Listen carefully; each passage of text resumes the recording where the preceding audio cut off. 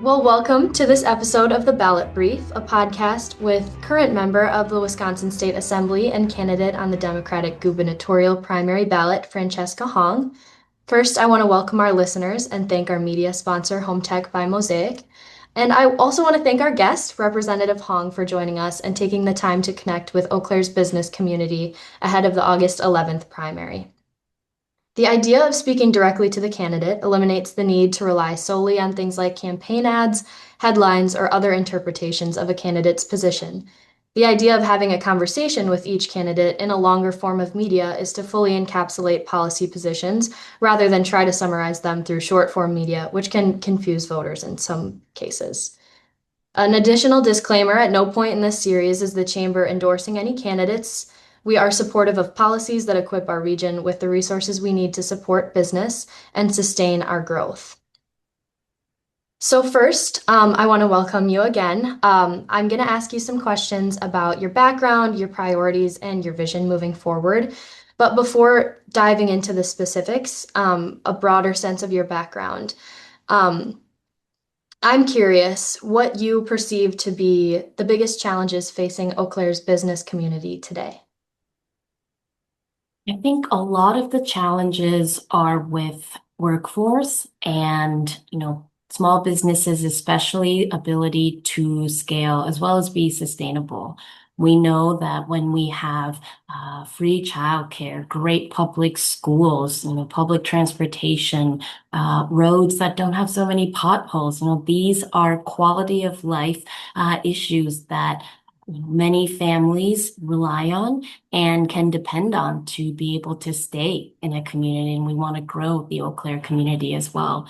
So a lot of our vision and the policies that we are advocating for are ones that, even if they're seem worker focused, are very business friendly as well. Absolutely.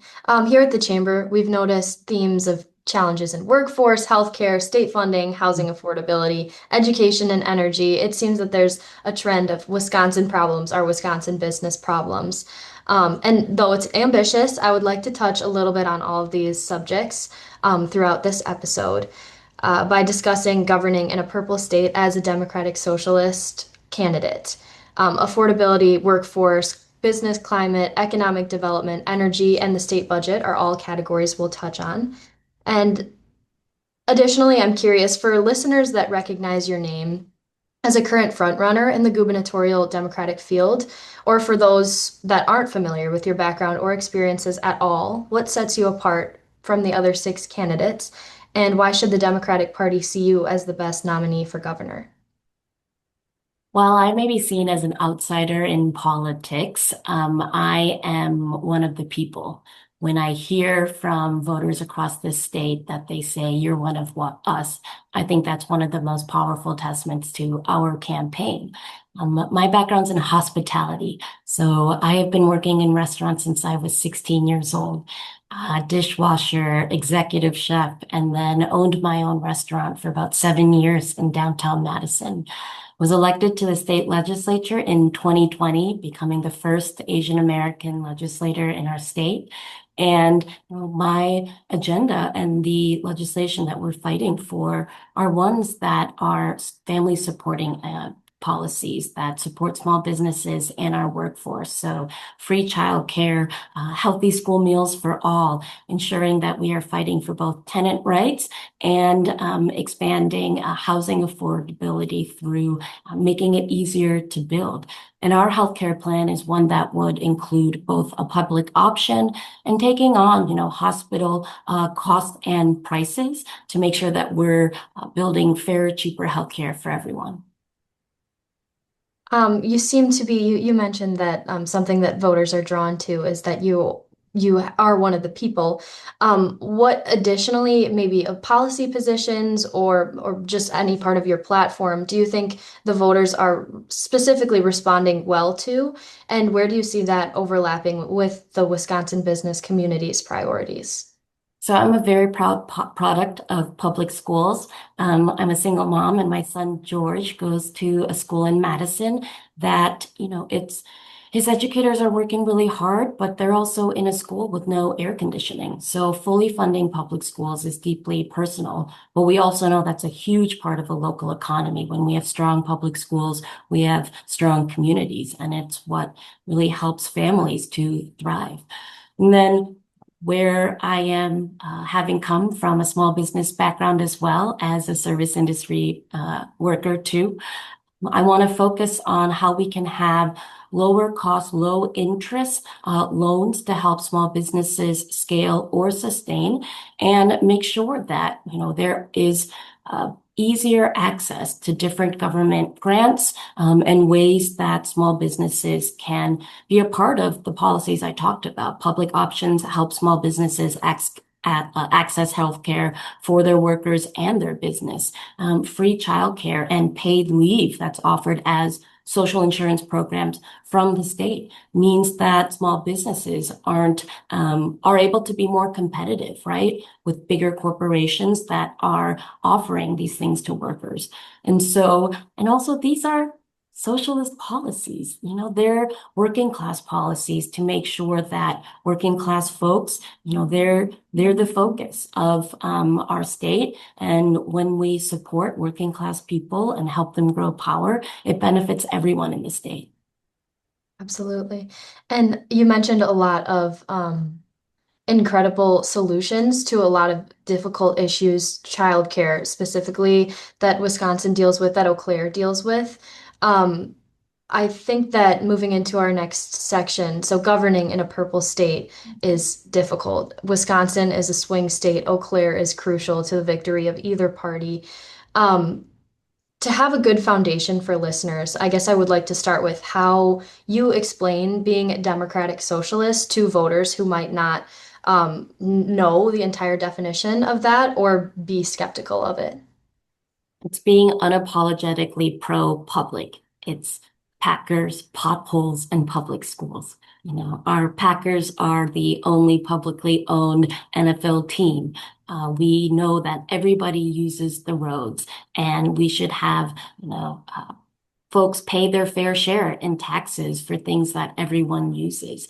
And when we fund our public schools, we lower property taxes, but most of all, we're helping to take care of our kids. And for many communities in Western Wisconsin and the Eau Claire area, it's the public schools that are some of the largest employers. It's what helps draws families to communities. And so, as a democratic socialist, my priorities are working family priorities. And I think that even in a purple state, when I'm talking to Republicans or independents, Democratic Socialists, Democrats, or folks who have no political home, these issues that are for the public, we always bring it back to that conversation on the policy. And those three Ps, Packers, potholes, public schools, everyone's got an opinion about them. And they also help me. They help guide me into other conversations around healthcare for everyone and making sure that we have living wages. And the biggest one, I mean, taxing the ultra rich and the largest corporations who are getting tax breaks or aren't paying their fair share. But that means that us working class folks are paying for those tax breaks. And so these, they're very practical. I think democratic socialism too means that uh, it's the word Democrat and social is in there. And so that means that we want to help improve the quality of life for everyone. And as a democratic socialist, my values are rooted in democracy, fairness, and human rights, which all those policies that we're fighting for encompass. Absolutely. I think that where the disconnect is, those are all incredible ideas and solutions. I think that people who are skeptical are people who are already struggling. They're small business owners, they're working class. They hear these idealistic solutions and are curious how those would be paid for. We also have a lot of big business in Wisconsin, and so hearing that they would be the ones bearing the brunt of paying for these solutions also makes them skeptical of the Democratic Socialist label. I'm curious if you wanted to maybe expand on the funding schemes for these ideas. So I think for too long now with the majority party in the legislature, they very intentionally made it so that government is dysfunctional. So then it's harder for folks to reimagine a government that is a force of good. And that's what it is supposed to be there for, right? Programs that when you need it, they are there. So, you know, affording childcare and ensuring that we are supporting childcare providers. These are small businesses. Our childcare program, our policy plan for free childcare does include direct provider payments so that these small business owners are able to use these funds for capital improvements in their buildings to help with wages, make sure that they're able to keep prices low, tuition rates low for working families. When I talk about fair taxes, it means, there's some of the folks in our lowest income brackets are paying a higher tax rate than the folks who are at the top of the tax bracket. So adding a millionaire tax bracket, so for folks whose income reaches that $1 million amount, increasing that tax bracket allows us to help pay for programs that these folks are going to enjoy and benefit from as well. When we put that money into the Department of Transportation so that we can fix the roads, when that money goes to local government, so essential services like EMS and fire, these are services that everyone depends on. And the revenue that comes in from taxing some of our largest income earners and the largest for-profit corporations, this helps their workforce to help pay for some of the essential services that everyone uses. And it's about paying their fair share now. A lot of the largest corporations, the state loses money by giving them tax exemptions, but there aren't strict reporting requirements for these uh, exemptions like the manufacturing agricultural tax credit. And I think it's more discouraging or businesses are at risk of losing profit or even closing down when there isn't a strong workforce or people who want to move into our state for a better quality of life because there are great public parks, public schools, public services, and things like free childcare and cheaper healthcare. They're what's going to bring more folks in, expand our tax base, and it's about it's about making sure that folks see the actual plan and the fact that it's feasible for government to actually fund these programs and function for the people.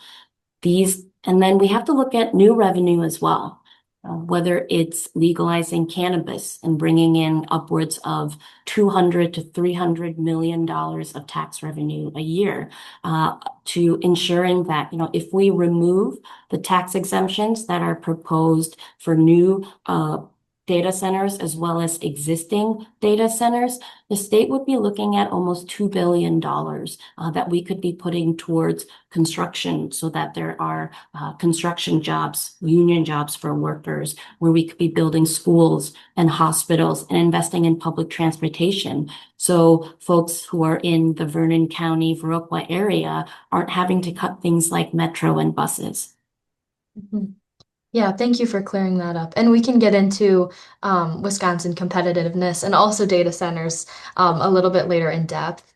Um, but while we're on the topic of kind of governing and bipartisanship and working on relationships in a swing state, now that we've kind of established what democratic socialism could look like in Wisconsin under your leadership, leading a swing state and potentially alongside a split legislature seems to be incredibly difficult. So how would you, using your legislative experience, how would you build working relationships with legislators who disagree with you with your agenda or your platform moving into a potential governor Well, position? first we need to level set that the legislature has been dominated by the speaker and his agenda, and Speaker Voss is not returning to the legislature next year. So the conditions in which we are legislating is going to be vastly different. I've built relationships with Republicans to pass a bipartisan bill. It was an education bill on race to ensure that K-12 public schools are teaching Asian American history in their schools. That was led by two Republicans. I made sure that they were first on the bills to help move that forward because it's not always about, it shouldn't be about who's taking credit. It needs to be about passing good public policy so that many people's lives can improve, that it's better to, that they have a better quality of life. And building relationships with Republicans is incredibly important, as well as Democrats who may be on the different sides of the spectrum, whether they're more moderate or conservative Democrats. But we are focused on, let's look at the communities that they represent. What are they demanding? And the majority of communities across the state want there to be strong local communities, local economies where their main streets are thriving and they don't have empty storefronts, where folks need higher wages and accessible childcare and good public schools. So I think there's always room for negotiations when it comes to making sure that our representatives and senators are actually answering to the people they're supposed to represent and more importantly, delivering for them. And these types of policies, when delivered, they are going to materially improve the conditions of people's lives.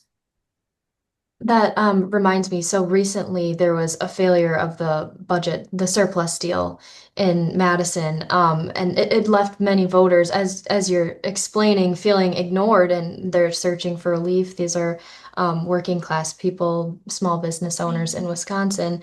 Can you give me just sort of your perspective and what lessons voters moving into this next election can take from that as they are We feeling are, fatigued? yeah, yeah. So we are in a very chaotic, unstable economic times. And this bill would have put our state in a structural deficit of over $2 billion. And what that means is that taxes would go up for working class people, that we would have to cut essential programs in healthcare and public education. And that, these rebates, they would not be going to folks the full amount would not be going to folks making $55,000 or less, and would still go to millionaires and billionaires, whether it be that 300 individual or 600 for joint. So the risk of cutting programs that the folks who are, most need some of this money the most, it would not get to them. If you are on a fixed income or Social Security, you would not be getting this rebate. We have to be thinking about our elders and disabled folks as well. And, that's over 1 million people in Wisconsin who would not see a dime. And so I think it's important to recognize that that would be a bill that would increase struggles and suffering for many Wisconsinites.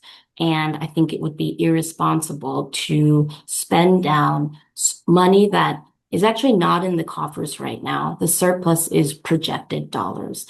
And so it would not provide the immediate relief for many people across the state. And for folks, property taxes, the average median home is a little over $310,000. And the property tax relief for that next year would be around 138, oftentimes around $200 for folks in that household. So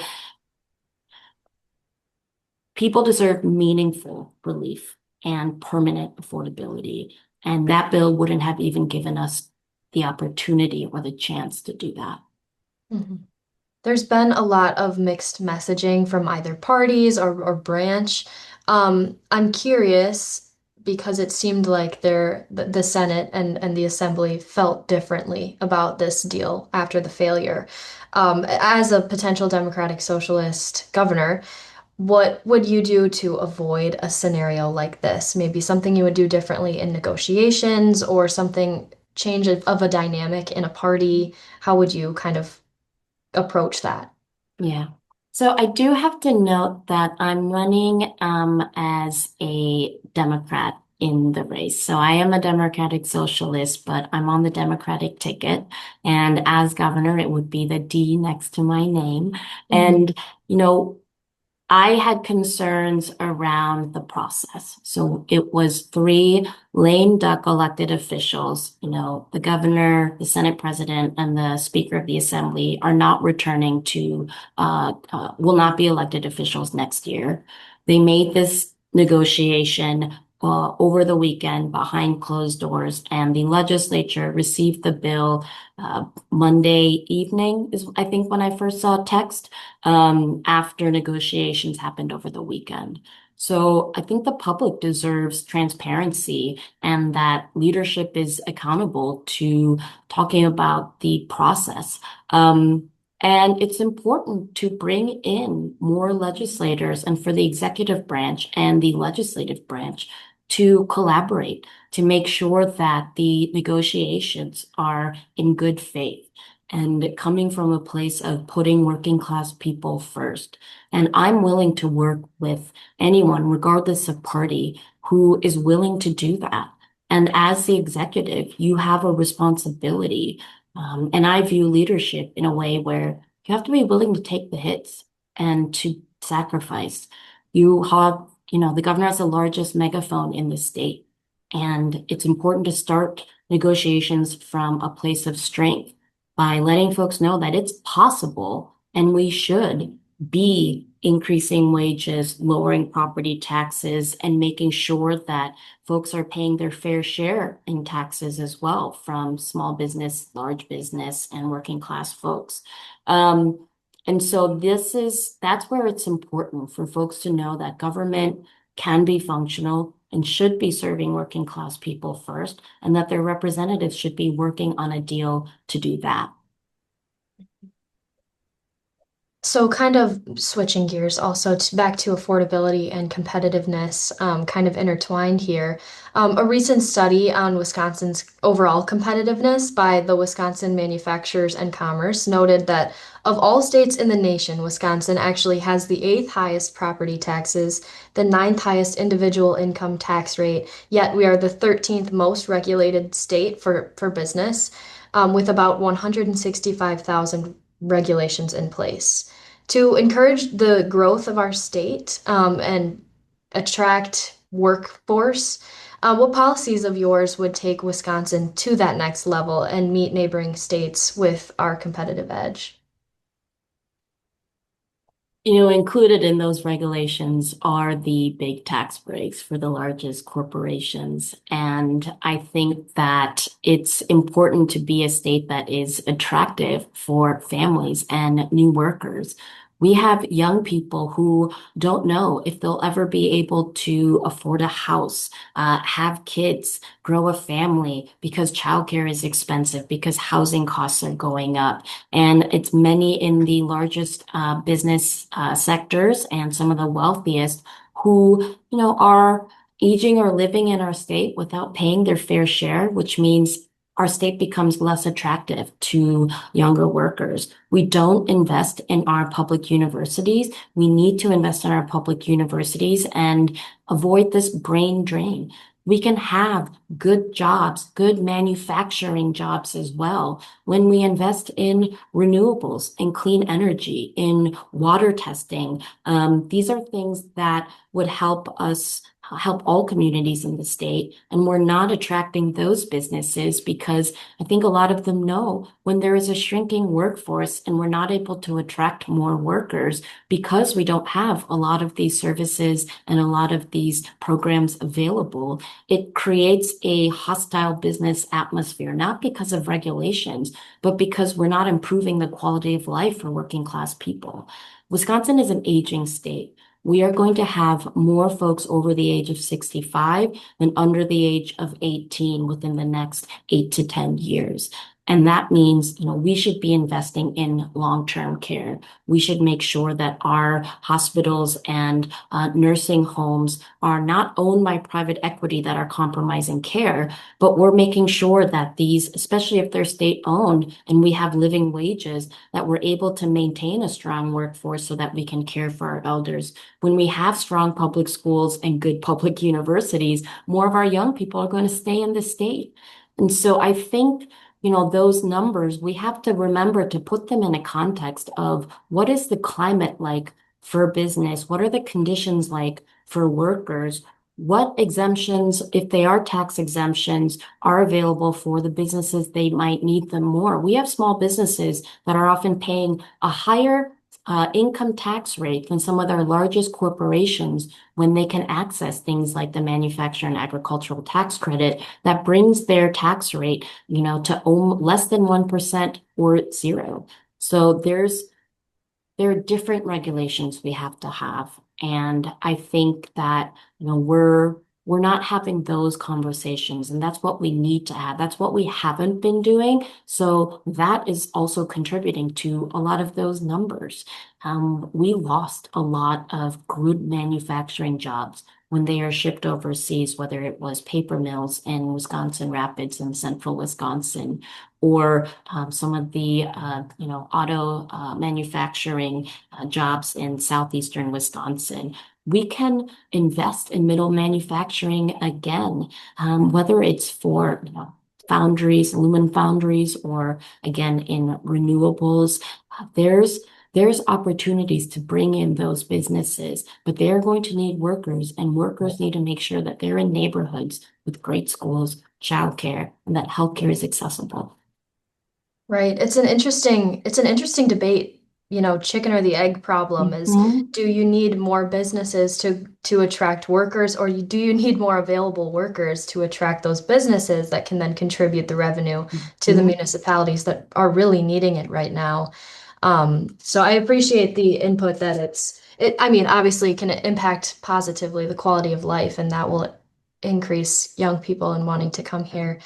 Um, yeah, so I guess moving into more business climate and economic development, according to projections from the Wisconsin Department of Administration, Eau Claire County is expected to be the third fastest growing county in the state through 2040, behind only Dane and Trempealeau counties, while the general population of Wisconsin is actually expected to decline. Officials here and in other growing communities continue to raise concerns about the ability to fund infrastructure necessary to sustain quality public services in the long term, given our current funding from the state. Eau Claire, also, I want to note, is a community that stresses not complaining about what we don't have, but doing what we can with what we do have. Say that 10 times fast. But to get started in this category, what policies have you worked on broadly in the legislature that would demonstrate your investment in our community specifically and target towards our sustaining our growth here? Yeah, I know that folks in Eau Claire work incredibly hard and take care of their neighbors, and that local governments and local schools are doing the best they can, as you said, with what they have. One of the most important policies that we have to look at and is shared revenue. That we are increasing the revenue that is going back to municipalities with a fair share revenue formula. The revenue from the state back to local governments have been flat, while we know that inflation's a thing and local governments are facing rising costs as well, which compromises their ability to fund EMS, libraries, individual programs to help small businesses, and things like, training apprenticeship programs, mentorship partnerships. Like these are happening at the local level. And when the state doesn't pay their fair share, Places like Eau Claire, Madison, Milwaukee, we're contributing significantly to the state with our local economies. Yet to not see some of that come back in an equitable way really hurts our local governments.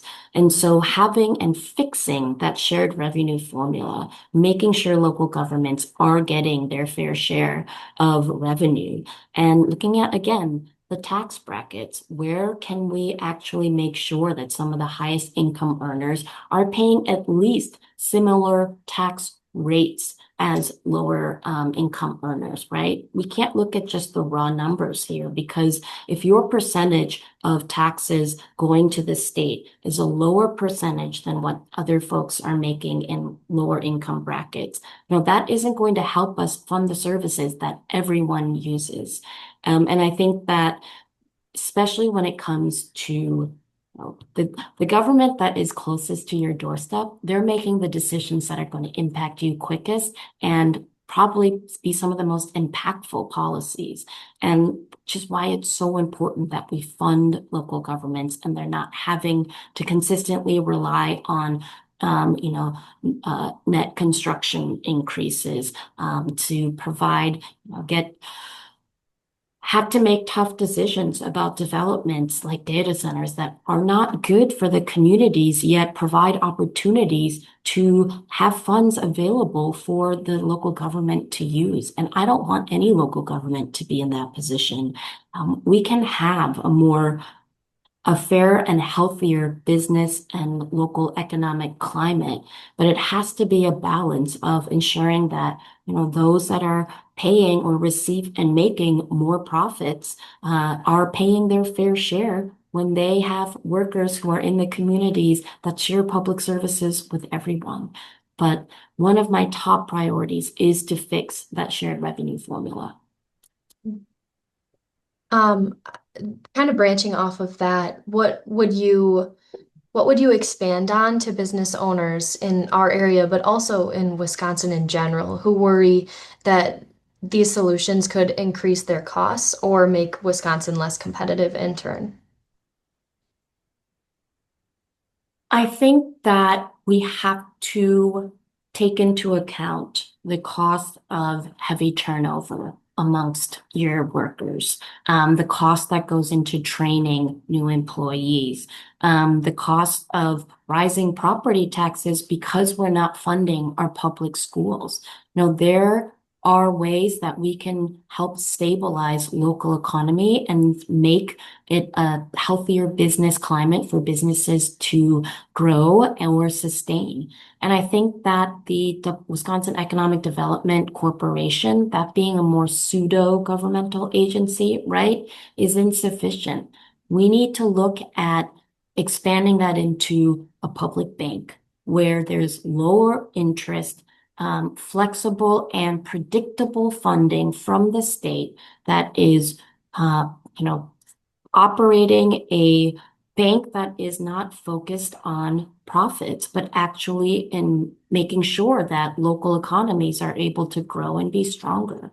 We've seen that public banks as well help to build the infrastructure to actually build in efficiencies to allocate funds more efficiently to local governments, to businesses that need them. I think a lot of times business owners wear a ton of hats and they don't always have the time. And our websites are always super clear on navigating where to get support, where to find loans or forgivable loans or small business grants. And we can make that a much more efficient system to help businesses that are grappling with rising costs still help to, it's good for their bottom line. Their workers are able to stay in the communities that they want to live and work in. And we have to look at some of these bigger ideas because that's what's going to help address big problems. We need solutions that match the speed and scale of the struggles and the issues that a lot of our businesses and workers are dealing with. And so I think that the tax fairness and looking at who is getting exemptions, how to, allocate tax exemptions much more efficiently and make sure that, the state is actually open for business because it is a healthier, fairer climate for businesses and workers. So Eau Claire, the Eau Claire business community, but also the Eau Claire community, and I'm sure Wisconsin, and at a greater value volume as well, struggle with things like housing, workforce development, and affordability, all issues we've already touched on. What role, as someone in government, do you think that businesses should play in solving issues like these? I think wages are a huge piece of this. We do have many businesses that, in order to be competitive, have raised their minimum wages that they're paying workers, much higher than what our current state minimum wage is at 7.25 an hour. When we've talked about $15 minimum wage, it's actually a common response from Republicans saying, look, businesses are already paying that and they're still struggling. And we know that that's not even a living wage for Eau Claire and many other parts of the state. So I think that, you know, small businesses contribute so much to the local economy. However, we're able to help with shortening their supply chains, that we're helping, food industry businesses connect with more farmers to help both our farmers who are business owners as well as local businesses like restaurants, cafes, and bars be able to get, fairer prices or even have exemptions or programs that compensate them for having, stronger relationships that are local. I also think small businesses play a huge role in the community outreach and community building initiatives. I know that many restaurants get asked to donate food for fundraisers, for local events. Eau Claire has a very vibrant festival scene celebrating different ethnicities, our schools, and there's small businesses play a huge role in their community. And we want to make sure that they're feeling supported to be able to do that. And that means helping them build partnerships and access low interest, smaller loans that will help them both scale or sustain. And I'll note too that we, the, oh my goodness. Um, I just lost my train of thought there. Sorry. That's Um, all right. yeah, but 99% of the businesses in Wisconsin are small businesses, which means they either have less than $5 million in revenue or they employ 25 or fewer workers. And it's important that we put those businesses first. And when they're not eligible for grants, or that they're hard to access, or there aren't enough of them, and we're not having some of the largest corporations, including for-profit hospitals, that aren't paying their fair share in taxes or no taxes at all. That hurts, that compromises the bottom line for our smaller businesses too. Moving back to the data center discussion, you're currently the only candidate for governor that supports a moratorium on data center development. If this were to be implemented, it could hinder growth of communities in Wisconsin, and also impacts local control. Why a moratorium, and why not impose regulations now rather than halt the process in the anticipation of more regulations? And why do you think that you largely differ with the other people in the Democratic field on this issue? I'm responding to where the public is at. There is growing frustration and opposition to tech and large business corruption, to compromising and selling out our natural resources, growing opposition to what the environmental impacts from AI data centers are going to be. These developers and big tech know that there is growing public opposition to these data centers. And that's why they are popping up at a speed and scale in which they must be regulated. But here in Wisconsin, our legislature is likely not going to meet again. We couldn't pass a bill. One of them that would have put in some regulations didn't even get a public hearing. So until we have the reason for a moratorium is because it's also a workforce issue. The number of jobs that are being created, they are on promises. The, construction jobs that I certainly understand that we need them, but we should also be investing in making sure that there are good construction jobs that are building public transit, hospitals, schools, community centers, that, the construction jobs for road projects are Wisconsin union jobs.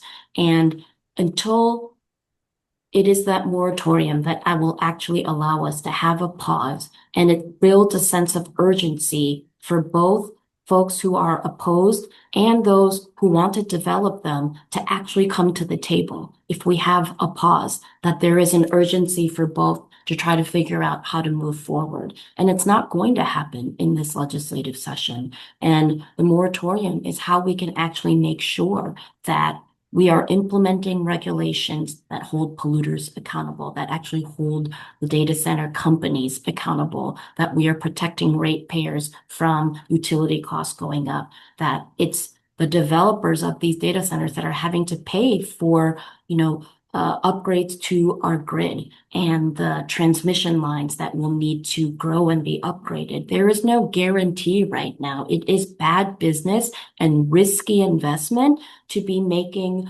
these huge decisions on promises, not contracts, not following statutes, because they don't exist.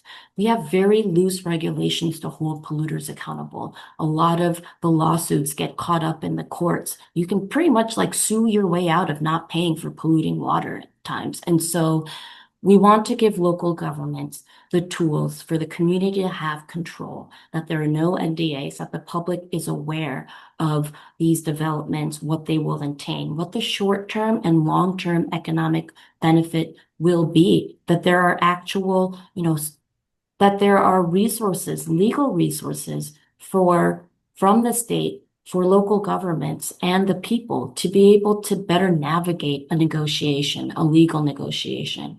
Right now, things are moving very quickly, and that is very intentional because these big tech and these companies know that the opposition is growing, and they're trying to build these before there is regulation. So the moratorium is critical for us to get a good deal, for communities to actually have community control, and for there to be written promises on, not promises, that there are legal agreements, contracts to make sure that both the local and long-term investment is there, and we're not Foxconn, where taxpayers are on the hook to pay for these things that might also be abandoned assets. Not to mention the growth of AI is going to cut jobs, and there is no cause of action. Our plan for to support and workers in the age of AI is called labor shift, to make sure that AI is part of the negotiating deal, that there is upskilling, that these companies are responsible for training employees on different new skills. If they have AI replacing some of those jobs, that AI can't be used in HR to fire folks. These regulations have to be in place. The growth of AI data centers is not only going to increase surveillance, compromise our natural resources, but it will force jobs to either move elsewhere or create fewer number of jobs than is meaningful or what they promised. And our workers are at risk of losing their jobs because AI is replacing them. Given data centers have been a huge topic of conversation across the state and across the country, a moratorium, I'm curious what your idea of a timeline could look like for that, given that data centers are also have also become kind of a blanket statement for any number of kind of facilities. There could be a Mhm. variety, even not including hyperscale data centers. I'm curious what your idea, because transparency is absolutely necessary for communities that are welcoming new businesses into their community, no matter Mhm. the kind of business. That transparency must be there.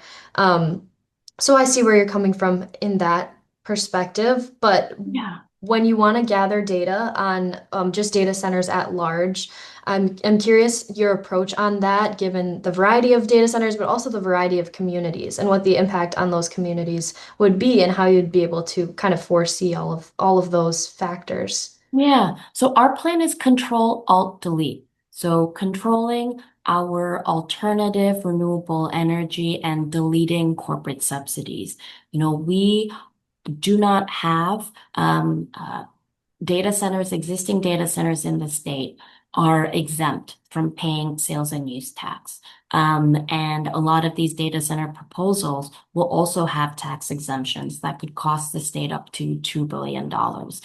We need to make sure that we're deleting these corporate subsidies in order to move forward, that there is a commitment on ensuring that they are paying for their entire way and they can afford it, whether it's ensuring that they are investing in renewable energy infrastructure and creating good paying green jobs that are union jobs, that they are responsible for paying for updates to the grid and transmission lines and not forcing us to rely back on coal or natural gas, that we are investing in clean energy that these companies are paying for, that we're protecting natural resources by ensuring that the taxpayers are not on the hook for paying for things like remediation, for water testing for pollutants. And then after that, ensuring that the remediation or removing of these pollutants aren't on the taxpayers either.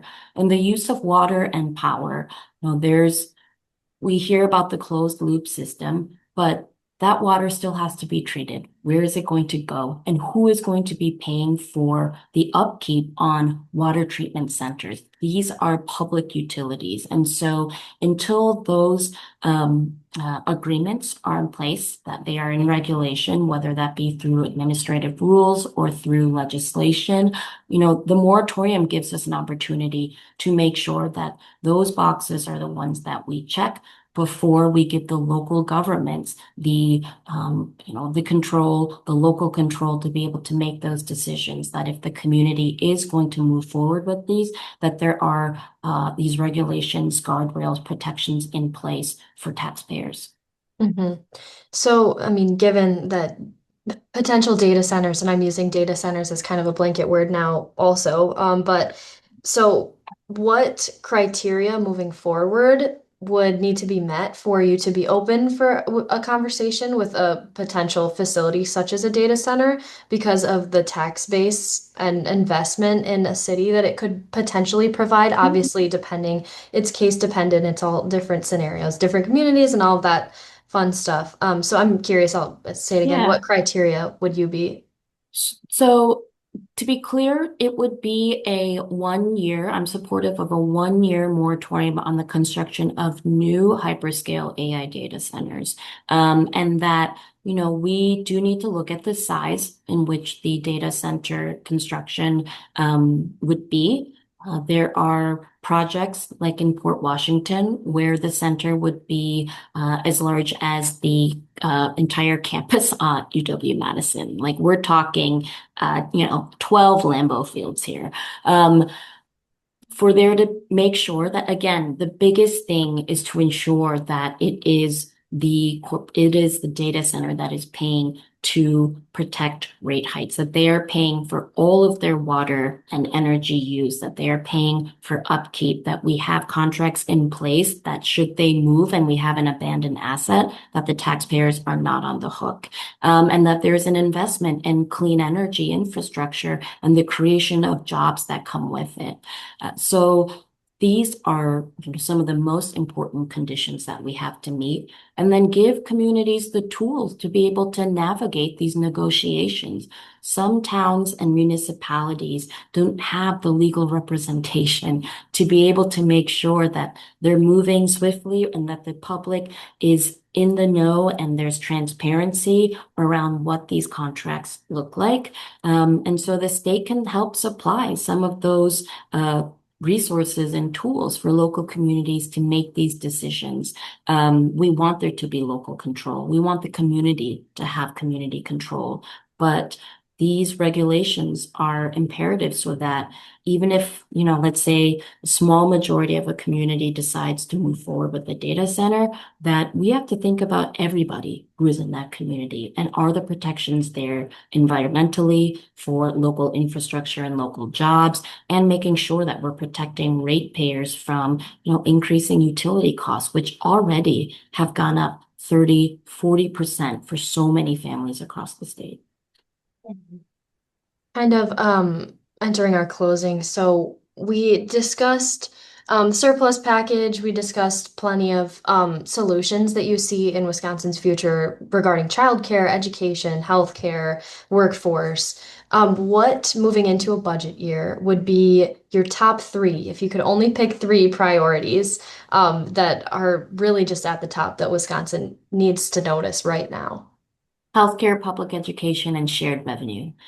These are the three issues that we have to move swiftly on that will have the largest impact, a comprehensive impact on local communities everywhere.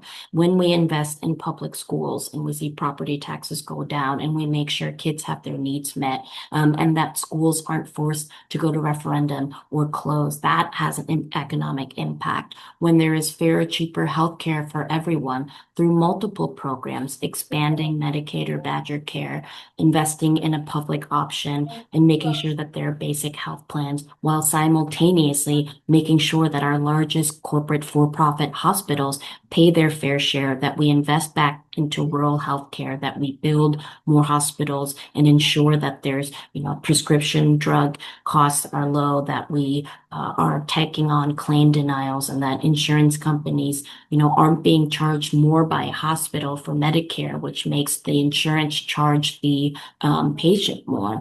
That when we have investment in shared revenue, our local governments are making some of the decisions that they're the ones funding some of the most essential services. And when people don't have to have programs that help the homeless cut, when we see investment in libraries, when there's parks and after school programs, and again, going to bring it back to potholes. Those are things that can be fixed swiftly when our local governments have their fair share of the tax dollars that should be going back to them and not all to the state. So those three areas, I think, if we invest in heavily in that 2-year term, that's where I see the most impact and why I'm prioritizing those three things. Hmm. So, I guess kind of to wrap it all up, I appreciate your input on all of that. If Eau Claire's business community could remember one thing about you as a candidate or take away one thing from this podcast, what would you want it to be? Our local businesses are critical for a strong local economy and for everyone in the community. We want to make sure that local independent businesses and even larger corporations are helping to create strong communities so that there is a stronger workforce and that everyone can have a good quality of life. Local businesses have a responsibility to contribute to their local economy, and the state has a responsibility to make sure that there are fair taxes, that there are resources, tools, loans available and easily accessible to our local businesses. And I want to make sure that Wisconsin is a state that is healthy for businesses and healthy for communities. Well, thank you very much, Representative Hong, again for taking the time to join us and share your perspectives on the issues facing Wisconsin and the Chippewa Valley. We appreciate your willingness to participate in this series and engage directly with our community. To our listeners, thank you for joining us for an episode of the Ballot Brief. As a reminder, the purpose of this series is to provide a platform for candidates ahead of the August 11th primary. Be sure to check out other candidate interviews on this playlist and visit the Eau Claire Area Chamber of Commerce website for additional voting and candidate information and resources related to this election. Thanks again to our media sponsor, Home Tech by Mosaic, and thank you for listening.